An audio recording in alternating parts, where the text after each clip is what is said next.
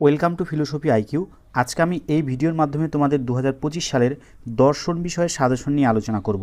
তোমরা যারা দ্বিতীয় সেমিস্টারে পড়ছো, যাদের দর্শন বিষয়টি আছে, এই ভিডিওটি অবশ্যই তাদের জন্য। তোমরা সবাই জানো যে দর্শনের মোট দুটো পার্ট আছে। প্রথম পার্টে থাকে ইন্ট্রোডাকশন টু লজিক, এখান থেকে 24 নম্বরের প্রশ্ন হয়, এবং ইউনিট 2তে থাকে ইন্ট্রোডাকশন টু এথিক্স, সেখান থেকে মোট 16 নম্বর, এবং এই 24 এবং 16 নম্বর মিলে তোমাদের মোট 40 নম্বরের প্রশ্ন হবে। দেখো, একের দাগের যে প্রশ্নগুলো থাকবে, 2 নম্বরের মোট 3টা প্রশ্ন থাকবে, এর জন্য 6 নম্বর। প্রশ্নগুলো এরকম থাকবে যে একটা লজিক থাকবে যে নিচের বাক্যটিকে নিরপেক্ষ বচনে রূপান্তরিত করো। ঠিক আছে, একটা প্রশ্ন আমি দিয়েছি, খুব কম লোক ধার্মিক, এরকম একটা প্রশ্ন দেবে এবং সেটাকে নিরপেক্ষ বচনে রূপান্তরিত করতে হবে। মানে এটাকে জাস্ট বচনে রূপান্তরিত করলেই এর জন্য 2 নম্বর তোমরা পেয়ে যাবে। আচ্ছা, 2 নম্বর প্রশ্ন আছে, দেখো, সাদা হাতি আছে, বাক্যটিকে বচন করে অসম বিরোধী বচন নির্ণয় করো। এরকম একটা প্রশ্ন থাকবে যে প্রশ্নটা দিয়ে দিবে এবং বলবে তার সাথে অন্য একটা বিরোধিতার সম্পর্ক নির্ণয় করার কথা বলবে। ঠিক আছে। আচ্ছা, তারপর আছে, দেখো, এ বচন সত্য হলে এর বিপরীত বিরোধী বচনটি সত্যমূল্য নির্ণয় করো। আই বচন মিথ্যা হলে এ বচনের সত্যমূল্য নির্ণয় করো।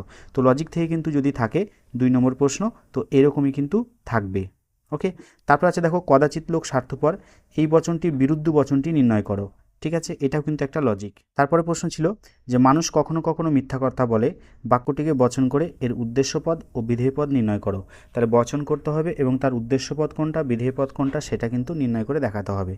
তারপর প্রশ্ন দিয়েছি, দেখো, যুক্তি কাকে বলে, যুক্তি কয় প্রকার ও কী কী, অবরোহ যুক্তি কাকে বলে, উদাহরণ দাও, অবরোহ যুক্তির বৈশিষ্ট্যগুলি লেখো, আরোহ যুক্তি কাকে বলে, উদাহরণ দাও।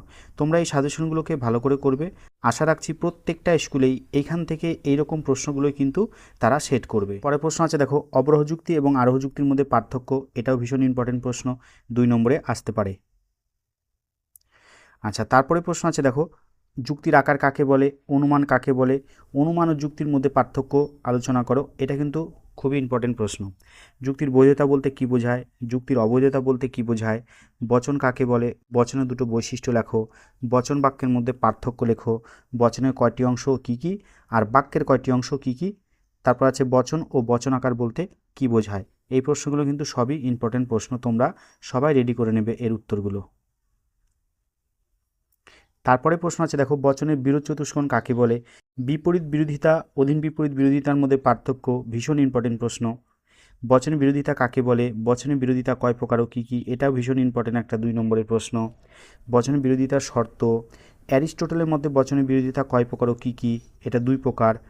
আচ্ছা, সাধারণ বিরোধিতায় বিরুদ্ধ বিরোধিতাকে সবথেকে শক্তিশালী বিরোধিতা বলা হয় কেন, এটা কিন্তু ইম্পর্টেন্ট একটা প্রশ্ন। তারপর আছে, দেখো, সাধারণ বিরোধিতা ও অ্যারিস্টটলীয় বিরোধিতার মধ্যে পার্থক্য লেখো। অসম বিরোধিতাকে প্রকৃত বিরোধিতা বলা যায় না কেন, অমাধ্যম অনুমান কাকে বলে, সরল আবর্তন কাকে বলে, অসরল আবর্তন বা অসম আবর্তন বা সীমিত আবর্তন কাকে বলে। ভীষণ ইম্পর্টেন্ট প্রশ্ন কিন্তু তোমাদের এই বছরের জন্য। বস্তুগত বিবর্তন কাকে বলে, একটি উদাহরণ দাও।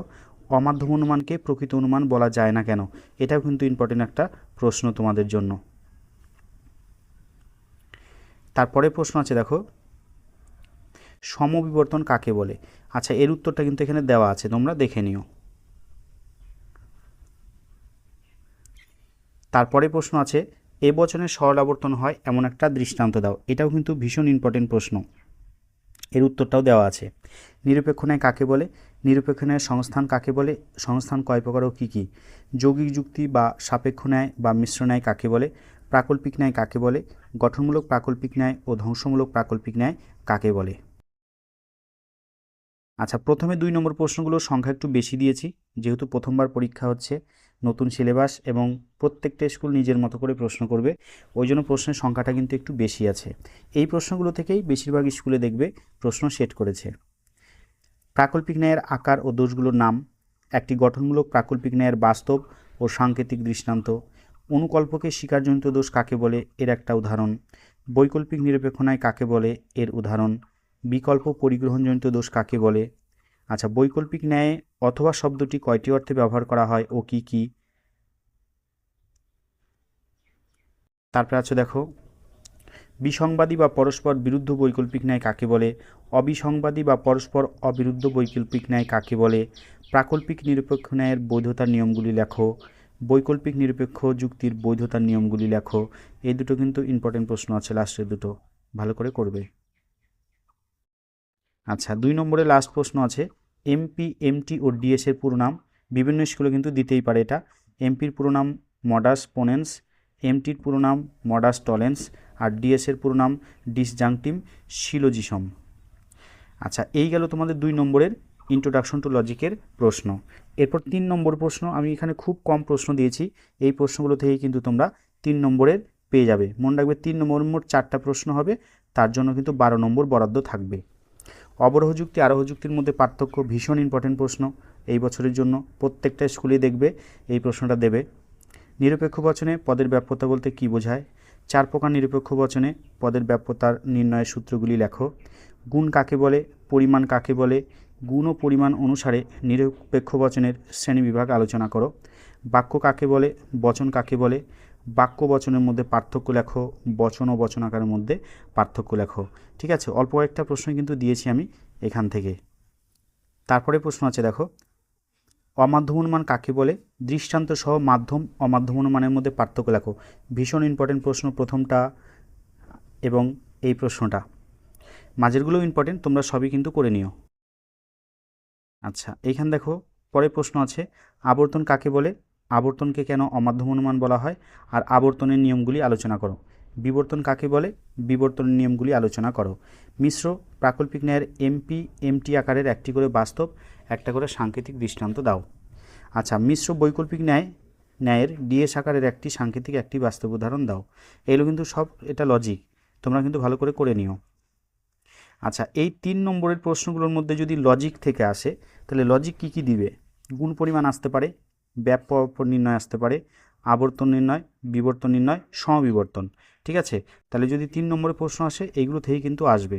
ওকে, আর একটা আছে দেখো, প্রাকল্পিক আর বৈকল্পিক নিরপেক্ষ ন্যায় থেকে বৈধতা বিচার, এটাও কিন্তু 3 নম্বরের লজিক্যাল প্রশ্ন দিতে পারে।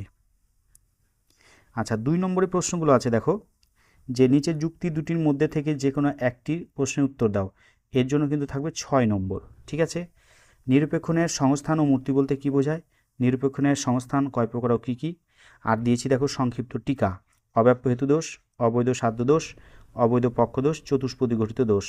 ওই ওপরের দুটো প্রশ্ন থেকে প্রত্যেকটা স্কুলে দেখবে একটা প্রশ্ন থেকে যাবে, আর এর সাথে অথবাতে থাকবে তোমাদের বৈধতা বিচার করার লজিক থাকবে। তো আমি বৈধতা বিচার কিভাবে করতে হয় ভিডিও কিন্তু দিয়েছিলাম, তো সেখান থেকে এই বৈধতা বিচারগুলো সেইভাবে করতে হবে। এরকম মোট একটা প্রশ্ন থাকবে, তার জন্য 6 নম্বর। আবার কিন্তু কোনো স্কুলে দুটো প্রশ্ন থাকতে পারে, সেক্ষেত্রে 3+3 এইভাবে কিন্তু 6 নম্বর একটা প্রশ্ন বৈধতা বিচার থেকে থাকবে। এটা হচ্ছে নিরপেক্ষ ন্যায়ের বৈধতা বিচার, ভীষণ ইম্পর্টেন্ট, তোমরা এটাকে অবশ্যই রেডি করবে। আচ্ছা এরপরে আছে দেখো ইন্ট্রোডাকশন টু এথিক্স, এখান থেকে থাকবে 16 নম্বর। প্রথমে দেখো 2 নম্বর থাকবে দুটো প্রশ্ন, পুরুষার্থ কাকে বলে, চতুর্বর্গ কাকে বলে, মোক্ষকে কেন পরম পুরুষার্থ বা শ্রেষ্ঠ পুরুষার্থ বলা হয়, চারবাক নীতিতত্ত্বকে কেন সুখবাদ বলা হয়, অনৈতিক ক্রিয়া বলতে কাকে বলে এবং তার উদাহরণ দাও। এখানে 2 নম্বর অল্প কিছুই প্রশ্ন দিয়েছি, এইগুলো থেকে চলে আসবে।